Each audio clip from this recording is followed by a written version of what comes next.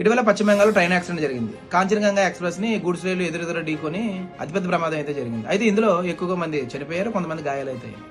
అయితే ఇప్పటికే భారతీయ రైల్వే వ్యవస్థ కవచ్ సిస్టమ్ అని ఏర్పాటు చేయడం జరిగింది. ప్రమాదాలు నివారించడం చెప్తుంది. కవచ్ సిస్టమ్ అంటే ఒకే ట్రాక్ మీద రైలు ఎదురుగా వస్తే గుద్దుకునే ప్రమాదం జరగకుండా ఉండేందుకు తీసుకొచ్చినటువంటి సిస్టమ్ నే కవచ్ సిస్టమ్ అంటారు. ఇది ట్రైన్ ఇంజిన్ భాగంలో సిస్టమ్ చేస్తారు, ఎదురు ట్రైన్ లో కూడా ఇంజిన్ భాగంలో సిస్టమ్ చేస్తారు. ఎదురుగా వచ్చినప్పుడు 500 మీటర్స్ పరిధిలోనే ఆగిపోయే అవకాశం ఉంది.